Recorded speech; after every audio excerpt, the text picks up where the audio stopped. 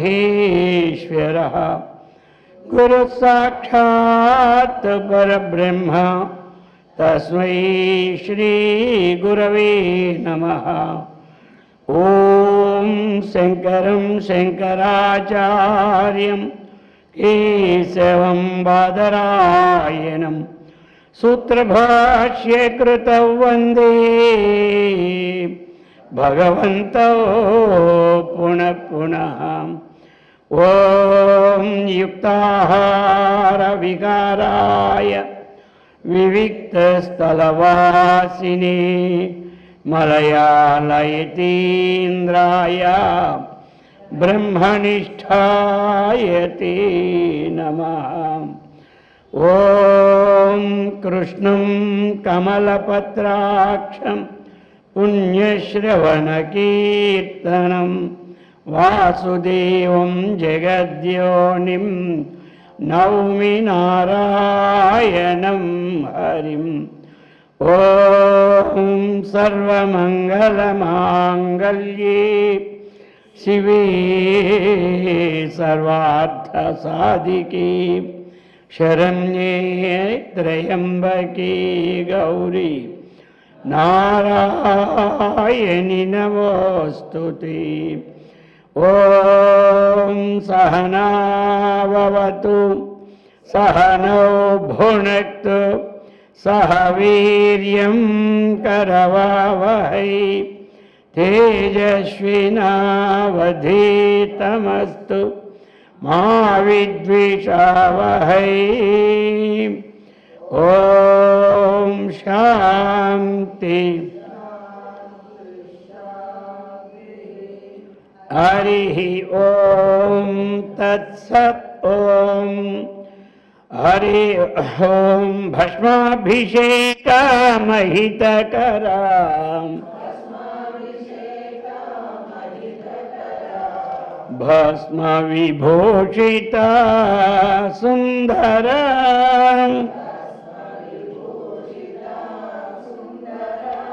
हर ॐ हालाहलधराम् हर ॐ हे शिवशङ्कराम् गिरिधर नगधर गौरी मनोहर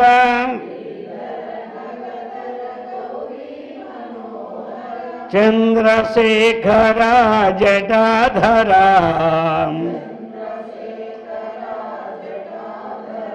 तक धिमि धिमि तक तांडव रूप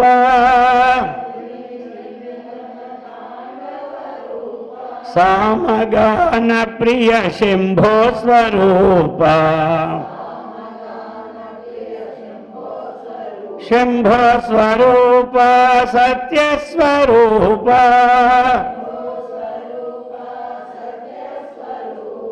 सत्य स्वरूप हे शिव शंकर भस्माभिषेकमहितकरा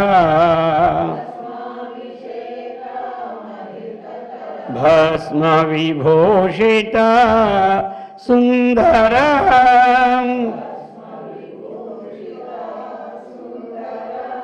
गोपाल कृष्ण भगवान की सद्गुरु महाराज की जगदम्बा माता की हर नमः पार्वती पते हर हर महादेव।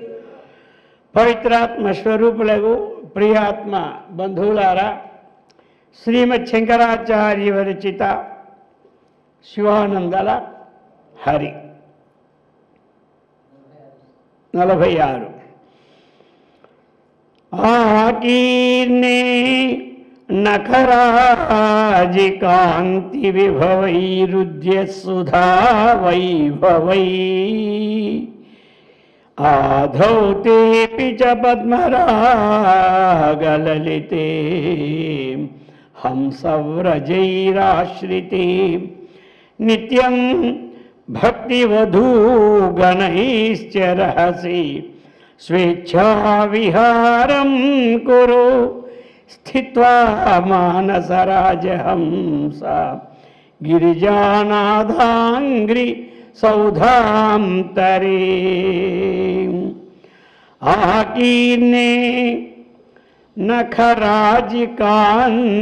విభవైః ఉద్యత్సుధా వైభవైః ఆధౌ తే అపి చ పద్మరాగలలితే హంసవ్రజైః ఆశ్రితే నిత్యం భక్తివధూగణైశ్చ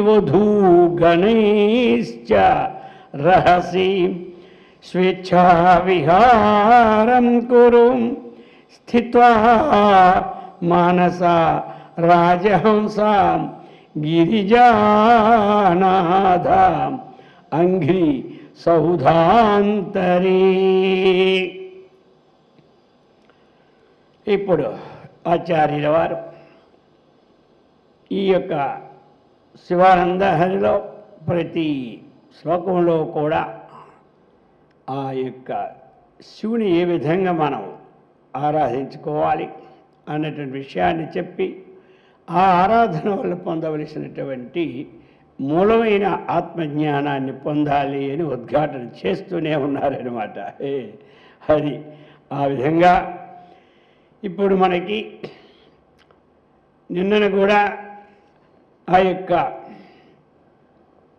ఈ ఒక పక్షి ఏమి మనస్సును ఒక పక్షిగాను ఆయన యొక్క పాదాలు ఒక గూడుగాను వర్ణించారు. నీకు గూడు ఉండాలి కదా ఉండడానికి, కాబట్టి ఆ పాదాలని ఆశ్రయించమని చెప్పారు. ఆ విధంగా ఇప్పుడు ఈ చెప్తున్నారు, ఓ హే మానస రాజహంస, నీవు ఎలాంటి దానివి రాజహంసతో సమానం. ఏది ఈ మనస్సు అనమాట. అందుచే సంబోధిస్తున్నారనమాట మానస రాజహంస అని. మరి రాజహంసని ఎక్కడ ఉంచాలి అది అనమాట. ఏదో మామూలు హంసలైతే ఎక్కడొక ఆ చెరువుల్లోనో గుంటల్లోనో అక్కడ ఉంటాయి. రాజహంసలు ఎక్కడ పెడితే అక్కడ ఉండవు. అసలు రాజహంసలన్నీ అసలు మానస సరోవరంలోనే విహరిస్తాయి అంటారు. అర్థమైంది కదా. అందుచేత ఇప్పుడు చెప్తున్నారు ఏమిటంటే, నీకు చక్కగా ఆ శివుని పాదాలనే సౌధం ఉంది, అందులో నువ్వు చక్కగా ఆ మేడలో విహరించు అని ఆ యొక్క దాని సంగతిని ఇప్పుడు తెలియచేస్తున్నారు. ఆ పాదాలు ఏ విధంగా ఉంటాయో ఆ సౌధం అది ఇందులో తెలియవలసిన విషయం. హే మానస రాజహంస అని నఖరాజికాంతి విభవై, ఆ యొక్క ఈశ్వరుని పాదాలు ఏ విధంగా ప్రకాశిస్తూ ఉంటాయంటే ఆ నఖములు అనమాట. ఏవి నఖములు అంటే ఏమిటి? గోళ్ళు అనమాట. అర్థమైంది కదా. ఆ గోళ్ళు ఏవి? రాధీప్తం, అది ఏమిటి కాబట్టి అటువంటి ఆ యొక్క ప్రకాశమానమైనటువంటి ఇంకా ఏమిటి రాజీ అంటే ఒక వరుసగా ఉన్నటువంటి అవి ఆ గోళ్ళ యొక్క వరుస చక్కగా ఉండి పాదముల యొక్క గోళ్ళు యొక్క ఆ వరుస ఎలాగుంటుంది అంటే పాదముల గోళ్ళ వరుస అది కాంతి విభవై, మంచి విభవం అంటే ఏమిటి? చక్కనైనటువంటి ఐశ్వర్యంతో కూడుకున్నది. ఎలాంటి ఐశ్వర్యం? కాంతి అనే ఐశ్వర్యముతో కూడుకున్నటువంటిది అది. ఆ విధంగా దానితో ఏమిటి? నఖరాజి కాంతి విభవై ఆకీర్ణే. కాబట్టి అటువంటి కాంతి వైభవముతో నిండి ఉన్నది. ఆసమంతాత్ కీర్ణం ఆకీర్ణం. కాబట్టి అందుచేత ఆ గౌళ్ళు యొక్క కాంతితో ఆ పాదములు ఎలా ఉంటాయంటే చక్కగా మెరిచిపోయి ఉంటాయి, నిండిపోతుంది ఆ కాంతి. ఆ విధంగా ఇంకెలా ఉంటాయి? ఉద్యత్సుధా వైభవై, ఉద్యత్సుధ వైభవై అది ఎలా ఉంటుంది అంటే సుధా అంటే చంద్రుడు, సుధా అంటే అమృతం, అర్థమైంది కదా. ఆ అమృతం యొక్క కిరణాలతో ఏమి ఉద్యత్తు, ఇలాగా శుక్లపక్ష చంద్రుడు ఏ విధంగా అయితే దినదినాభివృద్ధితో పూర్ణ ప్రకాశాన్ని అందిస్తాడో, ఈ పాదముల యొక్క గోళ్ళ యొక్క ఆ కాంతి దినదినాభివృద్ధి అయి ఏమి సుధా వైభవై ఆ అమృత కిరణముల చేత వ్యాపిస్తూ ఉంటాయి. కాబట్టి నువ్వు ఎక్కడెక్కడా పోతే నీకేం కలుగుతుంది? నీవు ఆ అమృత కిరణాలను చక్కగా నువ్వేం చేయాలి? ఓ రాజహంస, నీవు అక్కడ ఆ అమృత కిరణాలను చక్కగా సేవించు అని చెప్తున్నారు. ఆ విధముగా ఇంకా అది ఎలాగా?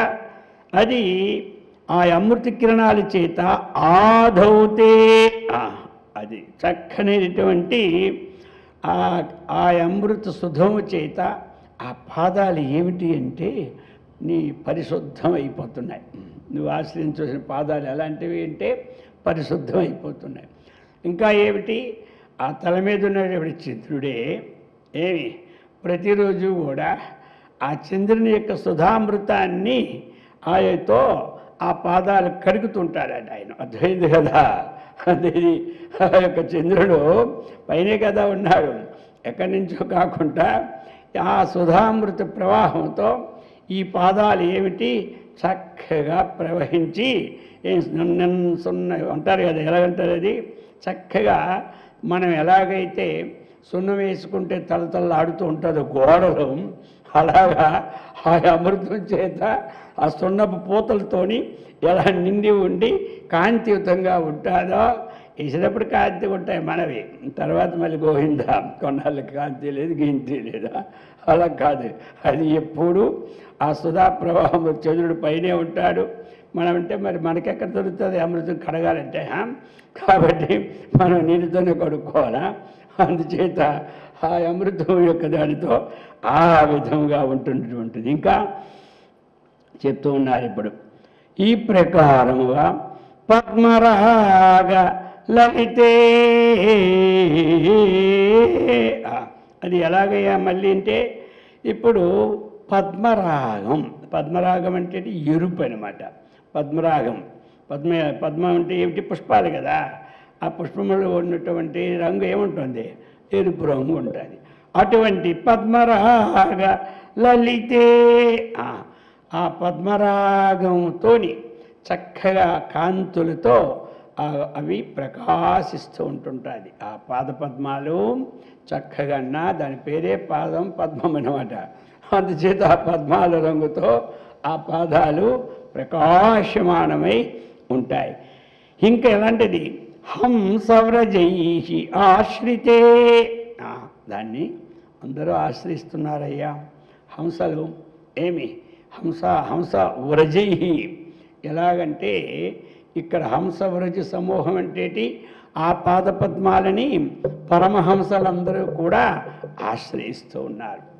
వాళ్ళందరూ ఆ పరమహంసలందరూ కూడా వాళ్ళ పరమహంసలకి ఏమిటి మరి? ఏమి రెండోది ఉండదు. పరమహంసకు ఉన్నటువంటిది భావం ఎలా ఉంటుంది అంటే అంతటా నిండబడినటువంటి ఆ స్వరూపమే నేను, నేనే నీవు, నీవే నేను, అది అనమాట. అటువంటి వ్రజైహి అంటే బృందము, వ్రజ గోపికాణం అంటారు కదా, అలాగనే వ్రజ అంటే ఒక బృందం అంటారు. హంస వ్రజైహి, వ్రజ అంటే ఇంకేమిటి? శ్రేష్ఠులనమాట.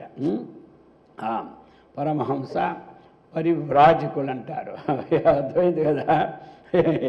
కాబట్టి అలాగా చక్కనైనటువంటి ఆ హంసల బృందం అంతా కూడా ఆ పాదాలను ఆశ్రయిస్తారు. నీ యొక్క దివ్య పాదాల విందాలని ఆశ్రయించి వాళ్ళకి ఇంకేమి ఆ ఉపనిషత్తులలో సారం ఏదైతే ఉన్నదో దానితో వర్ణిస్తూ నీ పాదాలని ఆశ్రయిస్తారన్నమాట.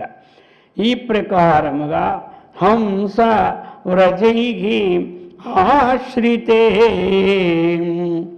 గిరిజానాథ అంఘ్రీ సౌధాంతరే. ఓ గిరిజ అంటే ఎవరు? పార్వతి. పార్వతీనాథదేవుడు పరమేశ్వరుడు. పరమేశ్వరునికి అంఘ్రి అంటే ఏమిటి? పాదాలు. ఏమిటి?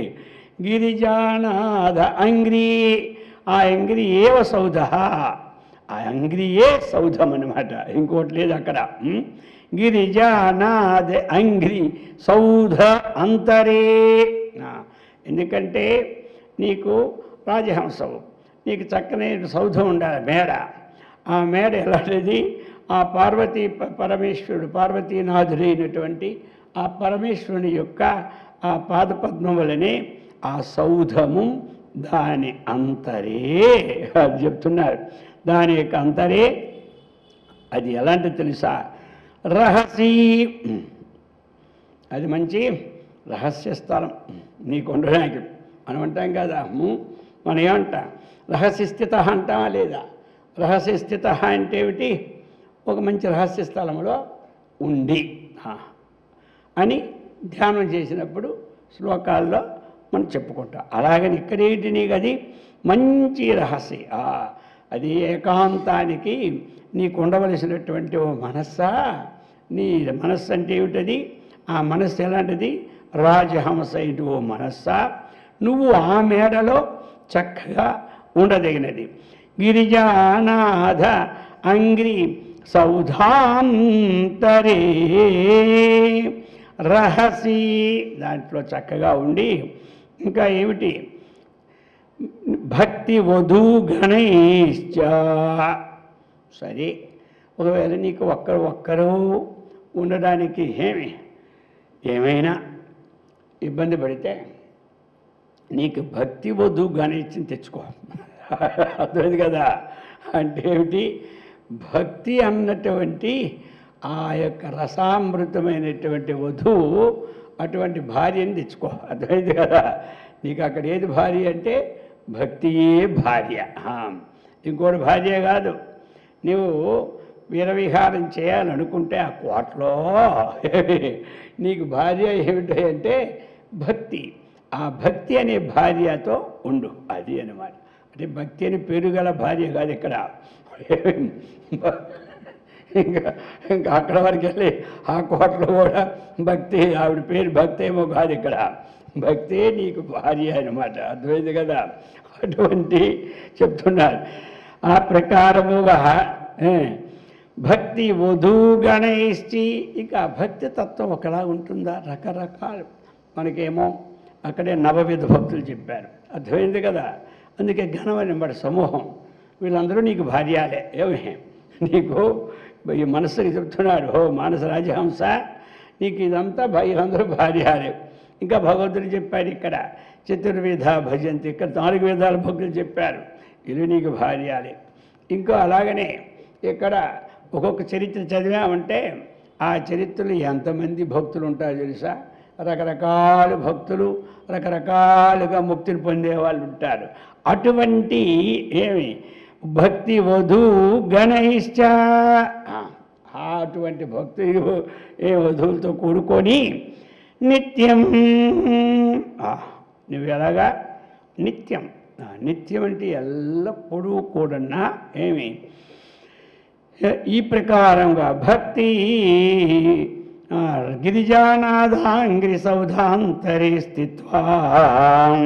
ఆ గిరిజానాథుని యొక్క సౌధాంతరంలో చక్కగా నువ్వు ఉండి ఏం చేయాలి? భక్తి వధూ ఆ రహస్యస్థానంలో ఉండి భక్తి వధూ గణములతో కూడి ఉండి నిత్యం స్వేచ్ఛా విహారం కురు. నీకు స్వతంత్రమే, నువ్వు అక్కడ స్వేచ్ఛా విహారాన్ని అనుభవించు. అంత ఈ విధంగా చెప్తున్నారు. ఎవరు? ఆచార్యుల వారు. ఇది ఏమొచ్చిందో మనకి? మనస్సు అన్నటువంటి ఈ రాజహంసనం సాంబశివుని పాదాలనే మేడలో విహరించమని చెప్పాడు. మరి అక్కడ నీకేమైనా ఆనందాన్ని, మామూలు విషయాలు ఆనందానికి అనుభవైన వస్తువులు కావాలి అంటే ఈ భక్తి అనే వస్తువుని చక్కగా తీసుకొని అదే ఒక భార్యగా నువ్వు అనుకొని, అర్థమైంది కదా, ఆ భక్తి భార్య అని భక్తి వధువు అన్నారు కదా గణించ. అటువంటి భక్తి రసామృతమైన విషయాలే నీకేమిటి ఇక్కడ, నీ యొక్క భార్యలు. వారితో నువ్వు ఎలా ఉండాలి, ఆనందంగా స్వేచ్ఛగా అనుభవించాలి అని చెప్తూ ఉన్నారు. అందుచేత మరి ఈ విధమైనటువంటి ఆనందాన్ని అనుభవిస్తే వచ్చిన లాభం ఏంటి మనకి? ఇంక మన పాదాలు, ఆ యొక్క భగవంతుని పాదాలని ఈ విధంగా భావించి ఆనందించినప్పుడు మనకు కలిగేది ఇంకే ఉంది. భక్త్యా ప్రజాయితే జ్ఞానం. స్వయంగా కొన్నాళ్ళకి దేహో దేవాలయ ప్రోక్త జీవో దేవ సదాశివ త్యజేదజ్ఞ నిర్మాల్యం సోహం భావేన పూజయేత్ అన్నటి విజ్ఞానం చక్కగా కలుగుతుందని ఈ ప్రకారముగా సలహా ఇచ్చారు శంకరాచార్యుల వారి సలహా. ఇది అర్థమైంది కదా. ఇది ఆ విధంగా 46లో చెప్పి ఇప్పుడు 47 చెప్పబోతున్నారు. శంభు ధ్యాన వసంత సంగిని హృదారామే హృదారామే జీర్ణచ్చదా స్వస్థా భక్తిలతాచ్చటాం విలసితాం పుణ్యప్రవాళశ్రితాం దీప్యంతే గుణకోరకాః జపవచః పుష్పాశ్చ సద్వాసనాః జ్ఞానానందసుధామరందలహరీం సంవిత్ఫలాభ్యున్నతిః. చెప్తున్నారు, శంభుధ్యాన వసంత సంగినీం హృదా ఆరామే హృదారామే అఘజీర్ణచ్ఛదాం స్రస్తాం భక్తిలతాఛటాం విలసితా పుణ్యప్రవాళాశ్రితాః దీప్యంతే గుణకోరకాః జపవచః పుష్పాశ్చ సద్వాసనాః జ్ఞానానందసుధా మరందలహరీం సంవిత్ఫలా అభ్యున్నతి సంవిత్ఫల అభ్యున్నతి అభ్యున్నతి అభ్యున్నతి. ఇప్పుడు ఈ యొక్క శ్లోకంలో మనకి చక్కగా ఇక్కడ ఈశ్వర ధ్యానం అన్నటువంటిది ఒక వసంత ఋతువుగా పోలుస్తూ ఉన్నారన్నమాట. అర్థమైంది కదా. ఇక వసంత ఋతువు వచ్చిందంటే ఎలా ఉంటుంది? వసంత ఋతువులో చెట్లన్నీ ఎలా ఉంటాయి? చక్కగా దీదీప్యమానంగా ప్రకాశమానంగా ఉంటాయి. కాబట్టి అటువంటి వసంత ఋతువుగా పోల్చి ఆ వసంత ఋతువుకి సంబంధంగా ఈ హృదయాన్ని పోలుస్తున్నారు. ఈ హృదయం అనేటువంటి పూల తోటకు చేకూరే ఏ వివిధమైనటువంటి ఏ సదవకాశాలు అటు ఉన్నాయో ఆ అవకాశాలన్నీ ఇప్పుడు శంకరాచార్యుల వారు వర్ణిస్తున్నారు. ఏమిటి? ఈశ్వర ధ్యానం అనేది ఒక వసంత ఋతువుగా తీసుకుంటూ ఉన్నారు. ఇక వసంత ఋతువుకి హృదయంతో సంబంధపడినప్పుడు ఇక అటువంటి ఈ హృదయం అనేది ఏమిటి? ఒక పూల తోట అన్నమాట. ఆ పూల తోటకి చేకూరే విధమైనటువంటి ఏవైతే సదవకాశాలన్నీ కూడా ఉంటున్నాయి, మంచి అవకాశాలు, ఆ అవకాశాన్ని ఒక వర్ణన ద్వారాగా మనకి శంకరాచార్యుల వారు ఒక సలహాని ఇస్తూ ఉన్నారు. ఎలా అంటే శంభుధ్యానం వసంతగిరి సంగిని. శంభుధ్యానం, శంభు అంటే ఎవరు? శం అంటే ఆ యొక్క మన శివుడు. భో అంటే శంభో. ఆ శంభో అంటే ఏమిటి? ఆ యొక్క భో శం శం సుఖాన్ని కలుగు చేసినటువంటి ఓ శంకర అని. కాబట్టి అటువంటి శంభు ధ్యాన అంటే పరమేశ్వరుని ధ్యానాన్ని వసంత సంగిని హృదారామే. హృదయం ఆరామం అంటే తోట, కాబట్టి వనం అంటే తోట అన్నమాట. అటువంటి హృదయం అన్నటువంటి తోటతో ఏమి ఇప్పుడు శంభుధ్యానం అన్నటువంటి వసంత ఋతువుని సంగం చేయమన్నారు. ఇక్కడ త్రివేణి సంగం అంటాం, అర్థమైంది కదా. ఎక్కడో నది వెళ్ళి సముద్రంలో కలిస్తే మామూలు సంగం అంటాం. సంగం అంటే కలియుట అని అర్థమన్నమాట.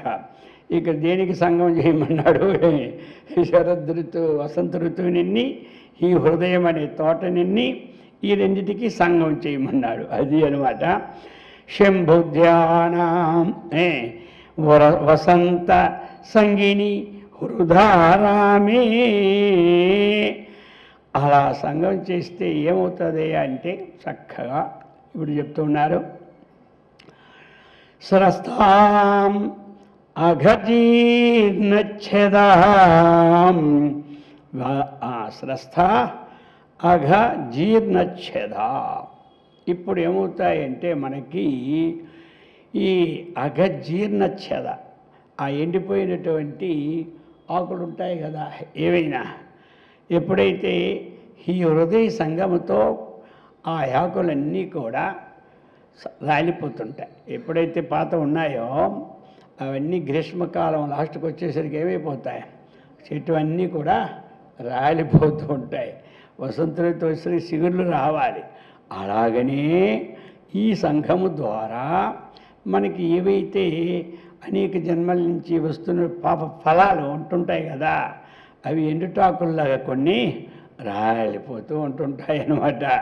ఎండుటాకులు ఎలా కింద పడిపోతూ ఉంటాయో ఈ ఫలాలన్నీ రాలిపోతూ ఉంటుంటాయి అని చెప్తూ ఉన్నారు ఇక్కడ. ఈ ప్రకారంగా ఇంకా ఏమిటి చెప్తున్నారు? విలసిత పుణ్యప్రవాళాశ్రిత గుణకోరక. విలసిత పుణ్యప్రవాళాశ్రిత. అది విలసిత. విలసితం అంటే ప్రకాశమానమైనటువంటివి. విలసితం అంటే ఏమిటి? మనకి చక్కగా ప్రకాశమానము దేదీప్యమానము అయినటువంటి పుణ్య ప్రవాళ ఆశ్రిత.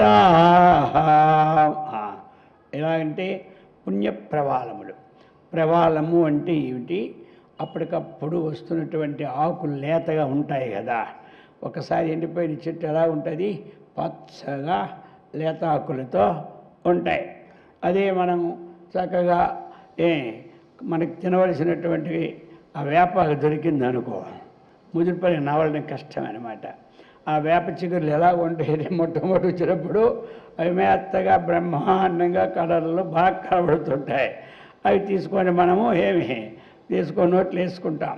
అందుచేత అటువంటి ఆ మెత్తదనంగా ఆ లేతగా ఆ పుట్టిన దాన్ని ఏమంటారు? ప్రవాళాశ్రిత.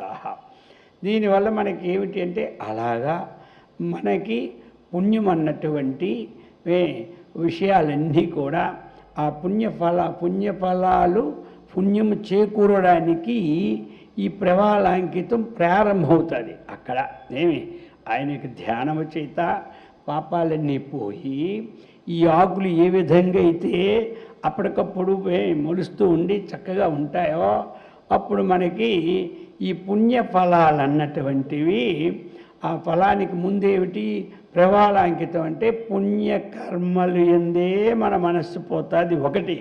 రెండు, ఆ పుణ్యకర్మలు చేయాలనే తలంపు కలుగుతుంది. కాబట్టి ఆ పుణ్యకర్మల వల్లనే మనకి సదాచరణ ధర్మమైనటువంటి విషయాలన్నీ కలగడానికి అవకాశం ఉంటుంది. కాబట్టి దాని ద్వారా దీప్యంతే. అది అన్నమాట. దాని ద్వారా ఏమిటి? ప్రకాశమానమై ఉంటుంది అన్నమాట. ఆ విధంగా చెప్పి ఇప్పుడు ఏమిటి ఇంకా ముందు అవి వచ్చినాయి. ఇప్పుడు అవి వచ్చిన తర్వాత మనకి ఇంక ఎలా ఉండాలి? ఏమిటి వస్తాయి? పుష్పం. అందుకని ఫలస్య కారణం పుష్పం. ఫలస్య కారణం ఏమిటి? పుష్పమేట. పుష్పం ఫలం వివర్జిత. ఫలం అయిన తర్వాత ఆ పుష్పం వదిలిపోద్ది అన్నమాట. అర్థమైంది కదా? ఫలస్య కారణం పుష్పం, కానీ పుష్పం ఫల వివర్జితం. కాబట్టి ఎప్పుడైతే పండుగ మారిందో అప్పుడు ఏమైపోతుంది? పుష్పము అదే పోతుంది అన్నమాట. ఆ విధంగా ఇక్కడ మొట్టమొదట మనకి పుష్పం వచ్చి ఏం చేస్తుంది, ఈ పుణ్యప్రవాహము అయినటువంటివి. ఇప్పుడు గుణకోరక ఈ ఆకులు ఏమవుతున్నాయి, గుణకోరక, ఇవి ఒక మొగ్గలైనమాట తయారవుతాయి. మొట్టమొదటి ఏమవుతాయి, ఇవన్నీ పుట్టి పుట్టి మొగ్గలు. అది మొగ్గలు అంటే ఇంకా చిన్న చిన్నవి స్టార్ట్ అవుతాయి. అవి కోరకాహ అంటే మొగ్గలన్నమాట. ఏం కోరకాహ, గుణకోరకాహ. గుణకోరక అంటే ఏమిటి, సద్గుణాలు చక్కగా సద్గుణములన్నీ ఉత్పత్తి అవుతాయి. ఆ భగవంతుడు ఈ హృదయానికి ఆ యొక్క భగవద్ధ్యానం అన్నటువంటిది ఆ వసంత ఋతువు ఈ హృదయం అనే తోటకి అటాచ్మెంట్ చేసుకుంటే ఈ హృదయాకాశంలో మనకేమవుతుంది, పాపాలన్నీ పటాపంచలవుతాయి. పుణ్య సంబంధమైన కర్మల యందు మనస్సు వెళ్ళడానికి, పుణ్యోత్పత్తికి కారణమవుతాయి. ఆకులు ఎలా ఉత్పత్తి అవుతున్నాయి చిన్న చిన్నలో, అవి ఏమైపోతాయి, అవి గుణకోరక, మంచి గుణకోరకలు. అంటే ఏమిటి, ఆ గుణాలు కూడా దుర్గుణములైనటువంటి మొగ్గలు కాకుండా సద్గుణములైనటువంటి మొగ్గలుగా పుట్టడానికి అవకాశం ఉంటుందన్నమాట. అది కోరక. కాబట్టి ఆ సద్గుణమైనటువంటి కోరక మొగ్గలు వస్తాయి. ఇక సద్గుణాలు వస్తే అన్నిటికీ మంచిదే కదా. ఏవైనా దుర్గుణం వస్తే కదా ఏమిటో నా కడుపులో ఎలాంటి వాడు పుట్టాడని మనం ఏడుస్తాం కదా. ఆయన కూడా ఏడ్చినాడు, దేవుడే హిరణ్యకశిపుడు కూడా ఏడ్చినాడు. ఇదేమిట్రా, నా గర్భంలో ఇలాంటి వాడు పుట్టాడే, ఆయనకి దుర్గుణాలకు కనబడుతున్నాయి. అర్థమైందా? అజ్ఞానం ఉన్నప్పుడు సద్గుణం దుర్గుణంగా కనబడుతుంది, దుర్గుణం సద్గుణంగా కనబడుతుంటుంది. అర్థమైందే? అందుకనే విచారణ ఉండాలన్నటువంటి విషయం. విచారణ తర్వాత ఉన్నది వాస్తవంగా గుర్తుపట్టుకోవడానికి ఈ విచారణ అవసరం. అది అజ్ఞానం ఉన్నప్పుడు మిత్రుడు శత్రువు అవుతాడు, శత్రువు మిత్రుడు అవుతాడు. ఇది అన్నమాట. ఇప్పుడు ఎలా ఉంటుందంటే ఈ రెండింటి వల్ల వచ్చిన లాభ నష్టాలు ఏమో తర్వాత తెలుస్తాయి, మొట్టమొదటి తెలియవు. అజ్ఞానం ఉండేటప్పుడు మిత్రుడిని శత్రుడిగా భావించి వదిలేస్తాడు, శత్రువుని మిత్రుడిగా భావించి వెంట పెట్టుకుంటాడు. ఇక వెంట పెట్టుకుంటే ఎలా ఉంటుంది, పక్కన పెట్టుకొని ఎన్ని పాలు పోసినా పాము దాని విషయం కక్కుతూనే ఉంటుంటుంది. అర్థమైంది కదా?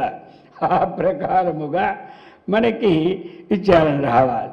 అందుకని ఏం చెప్తున్నారు ఇక్కడ, గుణకోరక, ఆ సద్గుణనే ఆ మొగ్గలు మనకి వస్తూ ఉన్నాయి.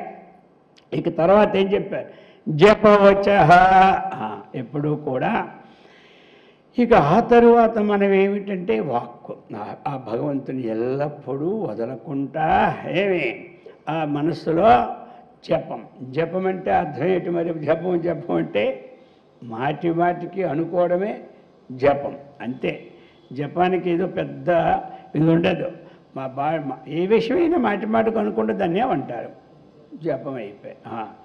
ఒక్కసారి అనుకుంటే నామం అంటారు, 10 సార్లు అనుకుంటే నామం.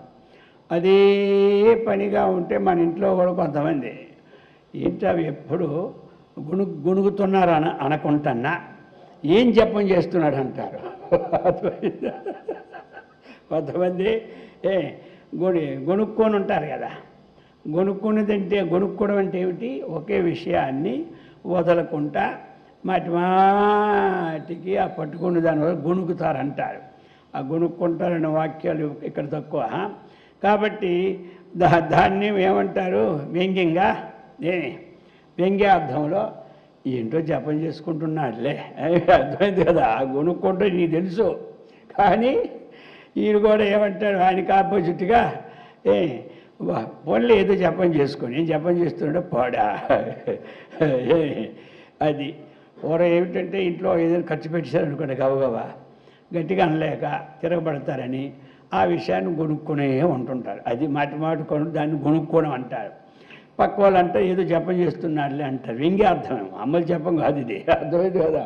ఇది అలాగనే ఇక్కడ మనం ఏం చేయాలి, ఆ భగవంతుని నామాన్ని ఎల్లప్పుడూ జపవచ, ఈ జపవాక్కులే భగవంతుని మనకి ఈ యొక్క హృదయాకాశంలో పండే పుష్పాలన్నమాట.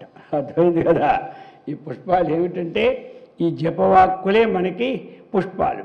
ఈ గుణ కోరకాలు ఉన్నాయి కదా, అవే మనకి మొగ్గలు, పుష్పాలు మొగ్గలు. ఈ ప్రకారముగా చెప్తున్నారు. ఇంకా ఏమిటి? జపవచ పుష్పాశ్చ, ఇంకా సద్వాసన. ఈ ఈ రెండు అన్నమాట చకారంతో ఈ జపవాచులనే పుష్పాలు, అలాగని సద్వాసనలనే పుష్పాలు. అది అన్నమాట జపము. దీనివల్లనో మంచి వాక్కుల ద్వారా సద్వాసనాహ అనే పుష్పాలు చక్కగా విలసితమై ప్రకాశితం అవుతాయి. ఇక్కడ ఏం ఇవి సద్వాసనా, ఇవి సద్వాసనలు కలిగి ఉండాలి. అది అర్థమైంది కదా. ఇక సద్వాసన అంటే ఇక్కడ ఏమిటి? సత్కర్మ సంస్కారానికి సంబంధమైనటువంటి వాసనలు, దాన్ని ఏమంటారు? సద్వాసనలు అంటారు. దుర్వాసనలు అన్నటువంటిది దుష్కర్మ సంస్కారాలని దుర్వాసనలు, సత్కర్మ సంస్కారాలని సద్వాసనలు అంటారు. అటువంటి సద్వాసన అన్నటువంటి పుష్పాలు ఏమి మనకి ఆ పుష్పాలు ఈ వాక్ అనే పుష్పాలు కొన్ని దగ్గర మనము చెప్తుంటాం కదా, అక్కడ ఈ వాక్ అనే పుష్పాలు ఇస్తాం. ఈ పుష్పాల నుంచి వచ్చిన పరిమళం ఎలా ఉండాలి, అది సద్వాసన. అర్థమైందా? నా వాక్ అనే పుష్పాలని నేను అలానే వారిది సమర్పిస్తున్నాను అంటాడు ఉపన్యాసంలో అయినాక. అర్థమైంది కదా. దేవుడికి దేవుడు, గురువు అయితే గురువు, ఎవరి కోసం ఉపన్యాసం చెప్తూ ఉంటుంటే లాస్ట్ ఏమంటారు? ఇంతవరకు విష్ణు పురాణం చెప్పాను కాబట్టి ఆ విష్ణు యొక్క పాదాలకి నేను చెప్పిన వాక్ అనే పుష్పాలని సమర్పిస్తున్నాను అంటాడు. అది అన్నమాట. అందుకని ఇక్కడ మనకి ఏమిటంటే ఏ పుష్పాలు సమర్పించాలి అంటే ఆ భగవన్నామం అన్నటువంటివి అవే పుష్పాలు అన్నమాట ఇక్కడ మనకు ఉత్పత్తి అవుతాయి. ఈ చెట్టుకి హృదయమైనటువంటి తోటకి ఈ భగవన్నామం అనే పుష్పాలు ఉత్పత్తి అవుతాయి. ఆ రెండు సంగి చేశాడే కదా, ఆ ఋతువుకి హృదయానికి. ఈ రెండు కలిసినప్పుడు ఇదొక తోట, అదొక ఋతువు. ఆ వసంత ఋతువు వచ్చినప్పుడు బయట ఎలాగైతే వృక్షాలు దేదీప్యమానంగా ఉంటాయో మనకి దేదీప్యమానంగా లోపల పెరగాలి కదా. మనకి పెరిగేవి ఏమిటి? అక్కడ కనపడిన ఆకులు, చెట్లు, ఆకులు. ఆ చెట్లు ఆకులు ఇక్కడ ఉండవు. దాన్ని మనం ఈ ప్రతిగా శంకరాచార్య చెప్తున్నారు ఏం ఆకులు, ఏమి చెట్లు, ఏమని.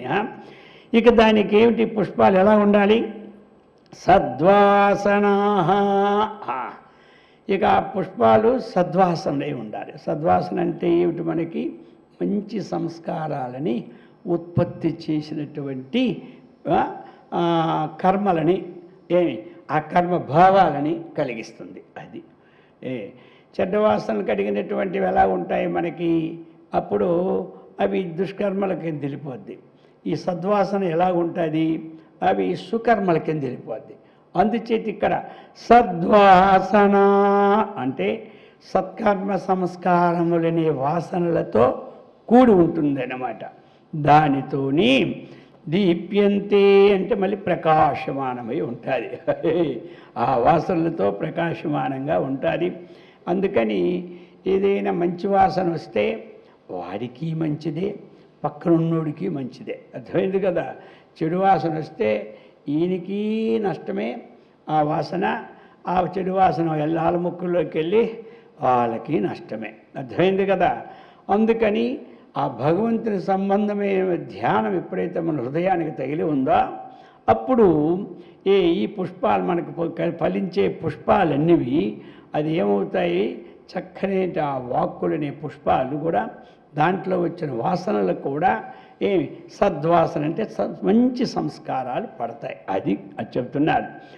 ఆ విధంగా సద్వాసన ఇది ఈ వాసన అనేదే మనకి చాలా జాగ్రత్తగా చూసుకుంటుండాలి. అంతే.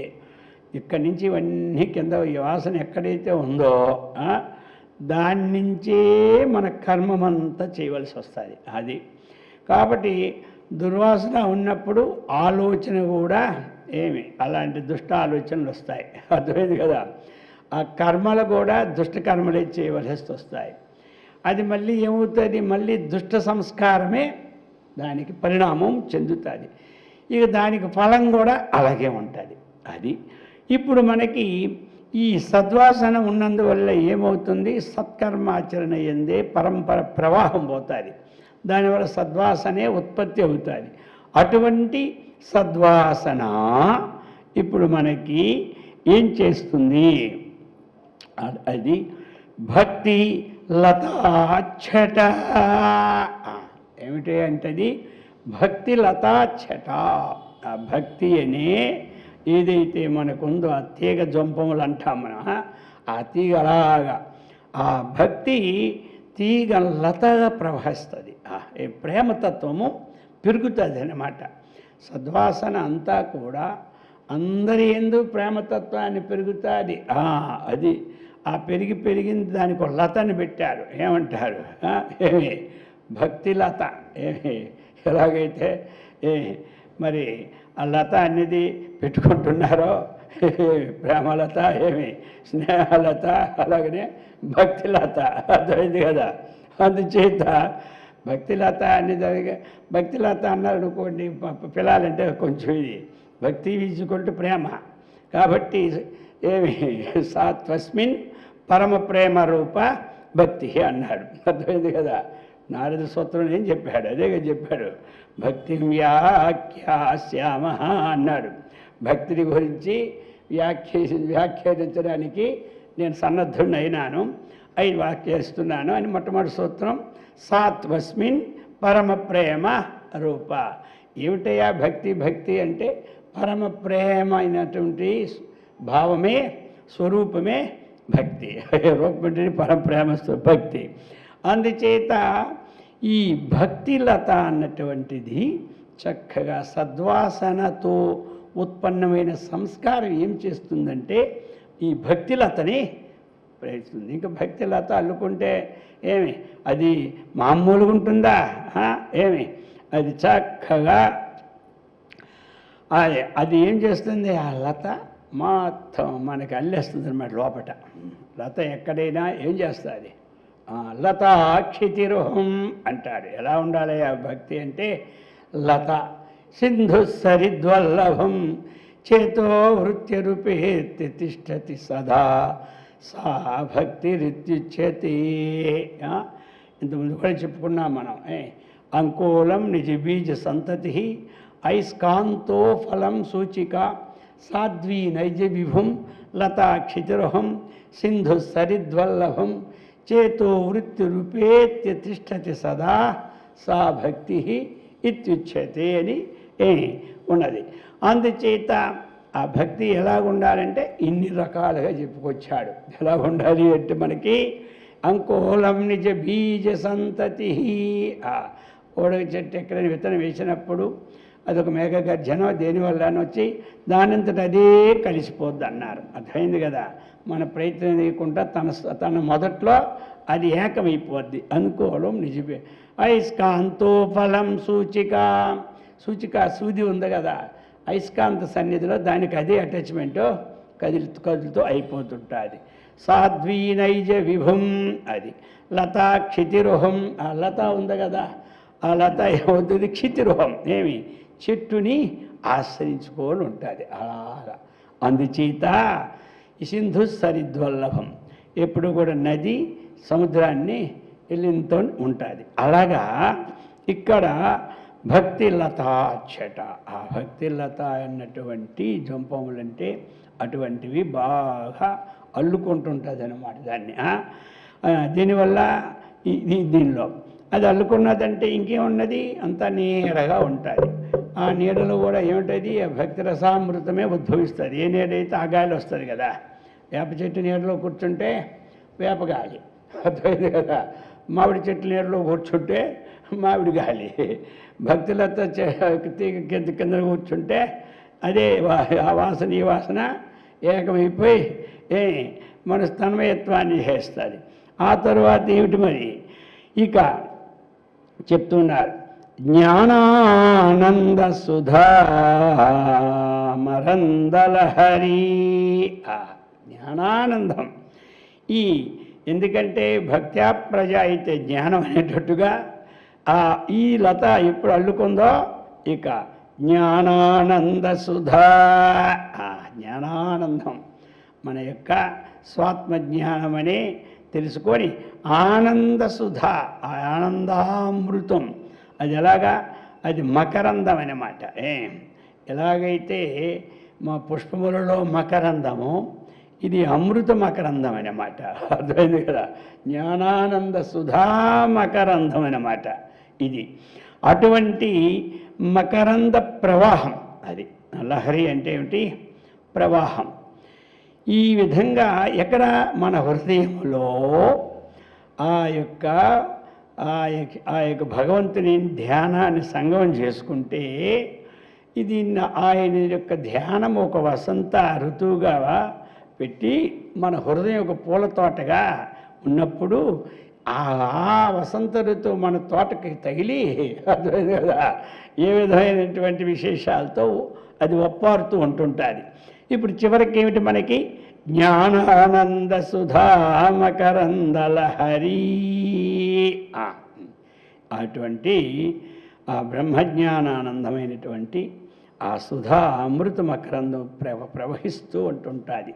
అటు ప్రవహించి ఇంకేమిటి? సంవిత్తుం ఫలాభ్యున్నతి. ఇది ఎప్పుడైతే ప్రవహించిందో ఇక సంవిత్ ఫలం. సంవిత్ అనే ఫలాలు మనకి. సమిత్ అంటే జ్ఞానం. సమిత్ పదం ఎక్కడొచ్చినా ఏం తీసుకోవాలి? ఆ బ్రహ్మజ్ఞానం. అటువంటి ఫల అభ్యున్నతి, ఆ ఫలాలు ఈ యొక్క మనకి తోటలో కాస్తూ ఉంటాయి. అర్థమైందే? అవి ఏమిటవి? చక్కగా దీప్యంతి. ఈ మధ్యలో దీప్యంతిని మనం అన్వయం చేసుకుంటుండాలి. వాటితో ప్రకాశిస్తుంది, వీటితో ప్రకాశిస్తున్నదని. అట్టి బ్రహ్మజ్ఞానం అనే ఫలాభివృద్ధిని చక్కగా అభ్యున్నతి అంటే ఏమిటి? అవి ఉన్నతి అంటే ఏమిటి? చక్కగా అభివృద్ధిని చేసి ప్రకాశమానమై ఉంటున్నది అని ఇందులో ప్రతి శ్లోకంలో కూడా ఈ మనం చేసే పనికి ఆ బ్రహ్మజ్ఞానం అన్నటువంటి ఫలము తెచ్చుకోవాలి. ఇది అనమాట. అర్థమైంది కదా? అప్పుడే మన పంట బాగా పండినట్టు. ఏమంటారు? పంట పండడానికి అన్నీ ఉన్నాయి. ఏది లేకపోతే అది కలిగితే పంట పండింది అనుకుంటాం. అర్థమైంది కదా? కానీ ఏ పంట పండాలి ఇప్పుడు మనకి వేసినటువంటిది? ఈ హృదయం అనే తోటలో ఈ బ్రహ్మజ్ఞానం అనే పంట పండించుకోవాలి. అటువంటి ఫలానికి మరి పంట పండాలి అంటే ఆ యొక్క భగవద్ధ్యానమే మనకి ఈ పంటని ప్రసాదిస్తున్నది. అది ఇంతవరకు కూడా మనకి చెప్పుకొచ్చారు. ఇక చెప్పి ఇప్పుడు 48వ శ్లోకం.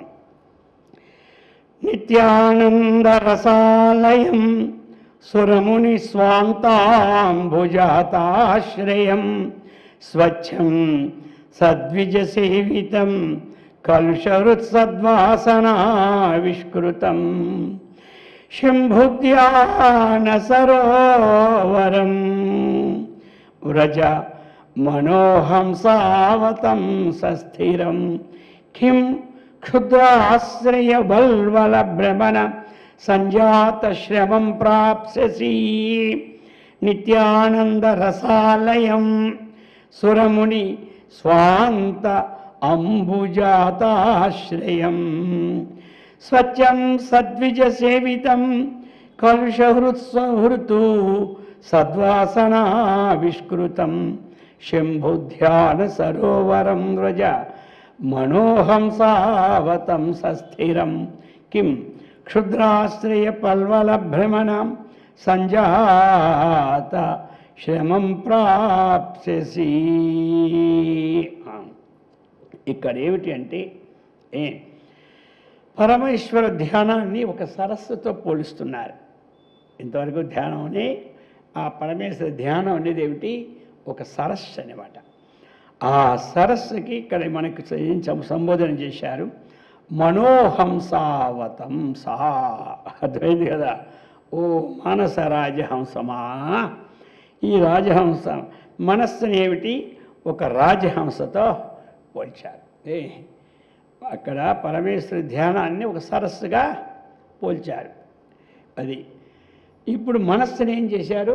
రాజహంసతో పోల్చారు.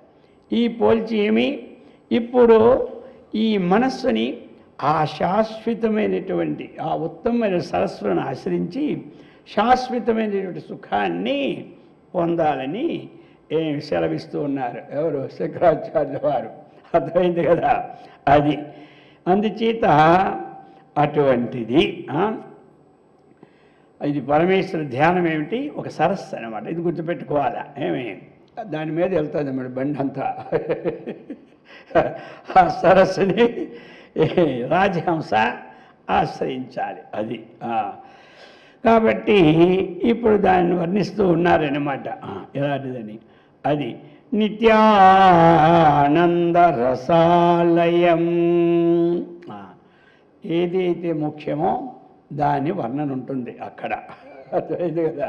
ఎక్కడైనా ముఖ్య పాత్ర వర్ణన ముందు అది ఆ పాత్ర వర్ణన. ఇప్పుడేంటి? పరమేశ్వర ధ్యానం ఒక సరస్సు కదా, మరి ఆ సరస్సులో కూడా ఈ రాజహంసని పోల్చి దాంట్లో ఉండమంటున్నారు. అందుచేత అది ఎలాంటిది అంటే ఆ సరస్సు చెప్తున్నారు ఇప్పుడేమి. అది నిత్యానంద రస ఆలయం. అది ఆ సరస్సు. అది దానికి స్థానం. ఆలయం అంటే స్థానం. దేవాలయం అంటే దేవునికి స్థానం. అర్థమైంది కదా? ఇది అన్నమాట. ఇలాగా అన్ని ఆలయాలు అంటే ఆలయం అని పేరు వచ్చిందనుకోండి, దేవాలయం అన్నప్పుడు దేవుడికే స్థానం. అందుకే దేహో దేవాలయం అన్నాడు. దేహమే ఒక దేవాలయం, ఇది ఒక దేవాలయం. అర్థమైంది కదా? ఇది అలాగని అది దేవాలయం. ఇప్పుడు మరి ఆలయం అంటే ఏమిటి? స్థానం. ఆలయం అంటే స్థానం. స్థానం. ఇంకా ఆలయం తీసుకుంటే ఆసమంతాత్తులయం ఆలయం. పూర్తిగా లయమైపోవడాన్ని ఏమంటారు? ఆలయం. ఆ ఆలయంలో ఇంకా లయమైతే ఆ ఆలయము ఈ ఆలయం రెండు ఏకం అయిపోతాయి. ఆలయం ఆసమంతాత్తులయం ఆలయం. మనం ఏం కావాలి? మనందరం ఆలయం, మన దేహమే ఒక దేవాలయం చేసుకోవాలి. దీంట్లోనే మనం లయాన్ని పొందాలి. అలాగనే ఈ యొక్క సరస్సు ఎలాగుంటుంది అంటే పరమేశ్వర ధ్యానం అనే సరస్సు నిత్యానందరసం. ఇవాళ దీనికి స్థానం అన్నమాట. ఈ సరస్సు ఏం దేని స్థానం? నిత్యానందరసం. ఎల్లప్పుడూ కూడా నిత్యము ఆనందరసం రావాలంటే దుఃఖాతీతుడికే కదా నిత్యానందం ఉంటుంది. అది నిత్యానందం కలిగిన వాడికి ఇక దుఃఖాతీతం ఉంటుంది. రెండింటికి అవినాభావ సంబంధం. దుఃఖాతీతుడికి నిత్యానందం, నిత్యానందం కలిగేవాడికి దుఃఖాతీతం. ఏదో ఒకటి, ఏది ముందు ఏది వెనకైనా పర్వాలేదు. అటు ముందు చిదిలినా పర్లేదు, అటు ముందు చిదిలినా పర్వాలేదు. ఎలాగోలాగా మొత్తం కలగాలి. ఏది ముందు విచారణతో దుఃఖం పోగొట్టుకొని శాశ్వతానందం గొప్పది ఉంది కాబట్టి దానికోసం దుఃఖం అనుకోకుండా పోతే ఆ ఆనందం ఉంటుంది. సరే, ఆ ఆనందాన్ని ప్రయత్నం చేసి ఈ దుఃఖాలను వదులుకోవాలని తాపత్రయంతో వదులుకున్నా ఇది ఆనందం. అందుచేత ఆ యొక్క సరస్సు ఎలాంటిది? పరమేశ్వర ధ్యానం అనే సరస్సు ఎల్లప్పుడూ కూడా తన స్వస్వరూప ఆనందము సదా ఆనందంగా ఉండడానికి ఒక అవకాశం అన్నమాట అటువంటి ధ్యానం అనే సరస్సు. రెండు, సురముని స్వాంత అంబుజాతాశ్రయం. అది సురమునులు, సురులు మునులు అందరూ కూడా శ్రేష్ఠులు. అందరి యొక్క అంతః ఆ హృదయాంబుజ తన యొక్క హృత్పుండరీకానికి అది అందరి హృదయాలలో కూడా సురులంటే మంచివాళ్ళు, అలాగనే మునులు వీళ్ళందరూ కూడా అంతః తన అంతరంగంలో అదేమిటి హృదయ పద్మ కమలములో అటువంటి దానికి ఆశ్రయం ఏమిదేది? ఆ యొక్క సరస్సు. సమస్త హృదయ కమలములో మనం ఎక్కడ ధ్యానిస్తాం దేవుణ్ణి? ఈ హృదయ కమలములో ధ్యానిస్తాం. అలాగే ఈ యొక్క మునులు కానీ శ్రేష్ఠులు కానీ భక్తులు కానీ వారికి ఆ యొక్క సరస్సు ఆశ్రయం అన్నమాట. చక్కగా ఆ యొక్క ధ్యానం అనే సరస్సు ఎవరికి ఆశ్రయం? ఎవరైతే భక్తియుతులు ఉంటారో, దైవం కావాలని కోరుకుంటారో వాళ్ళందరికీ ఆశ్రయం అది అనమాట. అది చెప్తున్నారు. సురముని స్వాంత స్వాంతం అంటే తన అంతరంగంలో అంబుజం అంటే కమలం. ఆ కమలములకి ఎలాగైతే నీటిలో నీరు కమలములకు ఆశ్రయం అయిందో అలాగా ఈ యొక్క మునులందరికీ కూడా ఈ సరస్సు అన్నట్టు ధ్యానం అనే సరస్సు ఒక కమలములలాగా ఆశ్రయమై ఉంటుంది. నీటిని వదిలి కమలము ఉండదు. అర్థమైంది కదా? అలాగే యోగి హృత్పద్మ సేవితే, యోగి హృత్పద్మ, యోగినాం హృత్పద్మ, యోగి హృత్పద్మ, యోగుల యొక్క హృత్పద్మములో సేవించడానికి వీలైనటువంటిది ఆ ధ్యానం, శివుని యొక్క ధ్యానం. అది అందుకనే యోగి హృద్యాన గమ్యం ఏమంటారు? శాంతాకారం భుజగశయనం పద్మనాభం సురేశం విశ్వాకారం గగన సదృశం మేఘవర్ణం శుభాంగం లక్ష్మీకాంతం కమలనయనం యోగి హృద్యాన గమ్యం. అది అన్నమాట యోగుల యొక్క ఉద్యానం. వాళ్ళందరికీ ఇది ఆధారమైనటువంటిది. కాబట్టి అటువంటి హృదయములనే పద్మాలకి ఈ ధ్యానము ఆధారం అంటే ఆలవాలము అయినటువంటిది. ఈ ధ్యానము ఆ భగవంతుని యొక్క ధ్యానానికి ఈ సరస్సు ఆలం అది అన్నమాట. ఆ ధ్యానం అనే సరస్సు ఇప్పుడు చెప్తున్నారు. ఇంకా స్వచ్ఛం సద్విజ సేవితం. ఇంకా ఎలాంటిదయ్యా? స్వచ్ఛమైనటువంటిది ఆ సరస్సు. ఆ ధ్యానమే అనమాట. అది స్వచ్ఛమైనటువంటిదే, నిర్మలమైనటువంటిది. ఇంకెలాగా? సద్విజ సేవితం, సత్పురుషుల చేత సేవింపదగినది. కలుష హృతు సద్వాసనావిష్కృతం. కాబట్టి కలుషాన్ని హరించి అలాగనే సద్వాసనను ఆవిష్కృతింపచేసినటువంటిది ఆ ధ్యానం అనే సరస్సు. అదేం చేస్తుంది? కలుషాన్ని హరింపజేస్తుంది, సద్వాసనని ఆవిష్కృతం చేస్తుంది. ఒకదాది పోవాలి, ఇంకోటి రావాలి. ఇది పోతే అది వచ్చిందా ఇది పోతుంది. ఆ విధంగా ఆ యొక్క ధ్యానం అనే సరస్సు కలుషితమైనటువంటి వాసనల్ని పూర్తిగా పోగొడుతుంది, సద్వాసనల్ని చక్కగా ఆవిష్కరింపజేస్తూ ఉన్నది. శంబుధ్యా ఈ ప్రకారముగా చెప్పి శంబుధ్యాన సరోవరం ఇది అనమాట. ఈ శంబుధ్యాన సరోవరం ఎలాంటిది అంటే ఈ విశేషణాలు ఇప్పుడు చెప్పారు కదా, ఈ విశేషణలతో కూడినటువంటిది ఈ శంభుధ్యానమే ఒక సరోవరంగా పోల్చారు. అక్కడ మరి ఏం చేయాలా? ఈ యొక్క స్థిరం రజ మానస రాజహంస. కాబట్టి మనోహంసావతంసం అంటే ఏమిటి? ఈ మనస్సు అనే రాజహంస. ఈ రాజహంసని ఎక్కడ పెట్టాలి? ఈ విశేషములతో కూడినటువంటి శంభుధ్యాన సరోవరములో స్థిరం వ్రజ అమ్మటమంటే చెప్పుకున్న సంబోధనలో మనోహంసావతంశం. ఓ యొక్క మానస రాజహంస, నీవు ఈ శంభుధ్యాన సరోవరములో స్థిరం వ్రజ, స్థిరంగా ఉండు. అది స్థిరంగా అక్కడ ఉండు. ఇప్పుడు అంటున్నారు తెలుసా? ఏమంటున్నారు? కిం అది క్షుద్రాశ్రయ పల్వల భ్రమణ సంజాత శ్రమం. ఏమిటంటే క్షుద్రమైనటువంటి చిన్నగా ఆశ్రయించుకొని జీవితాన్ని వ్యర్థం చేసుకోకు. అది అన్నమాట. కాబట్టి ఒక క్షుద్రమైనటువంటి ఏవో చిన్న ఫలాలు ఇచ్చినటువంటి ఏ వ్యక్తులనో లేకపోతే దేవుళ్ళనో లేకపోతే ఏవైనా కర్మలనో ఇలాంటివి దానివల్ల వచ్చిన రాబడులనో ఇలాంటివన్నీ కూడా నువ్వు ఆశ్రయించి ఎందుకు వల్కల వల్వల భ్రమణం, పల్వల భ్రమణం, ఓరకాటు ఇటు ఇటు అటు తిరగడం అన్నమాట. అది దానివల్ల ఏమిటి తెలుసా? ఈ భ్రమణం వల్ల సమ్యక్ జాత సంజాత శ్రమం, అంతే. నీకు అంతకన్నా ఎక్కువేమీ లేదు. అందుచేత క్షుద్రమైనటువంటి కర్మలు కానీ, ఒక క్షుద్రమైనటువంటి అంటే తక్కువ ఇచ్చినటువంటి వస్తువులను కానీ, అటువంటి విశేషాలని నువ్వు ఆశ్రయించి ఎందుకు సంజాత శ్రమం ప్రాప్స్యసి కిం, దానివల్ల శ్రమం కిం ప్రాప్స్యసి అన్నమాట. ఆ శ్రమాన్ని ఎందుకు పొందుతూ ఉన్నావు? ఆ శ్రమ నీకు పొందవలసిన అవసరమేమీ లేదు. అర్థమైంది కదా? కాబట్టి అనేకమైనటువంటి అటు ఇటు అటు తిరిగి తిరిగి తిరిగి ఆయాసాన్ని పొందుదువేలా ఓ రాజహంస అంటున్నాడు.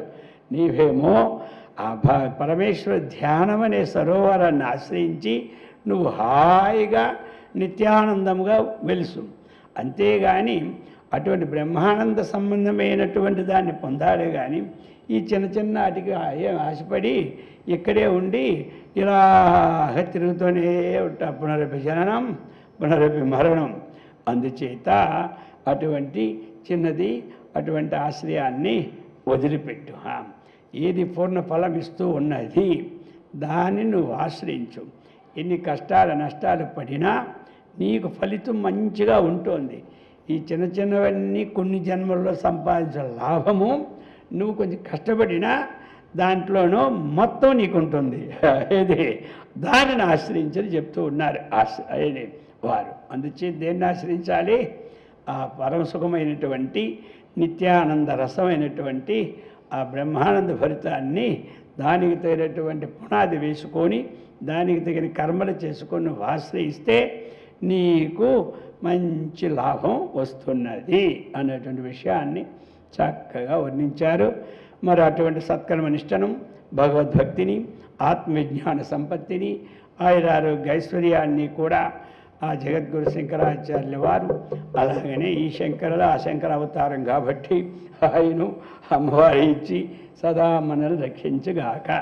ఓం సహనాభవతు సహనౌ భునక్తు సహ వీర్యం కరవావహై తేజస్వినావధీతమస్తు మా విద్విషావహై. ఓం శాంతి శాంతి శాంతి.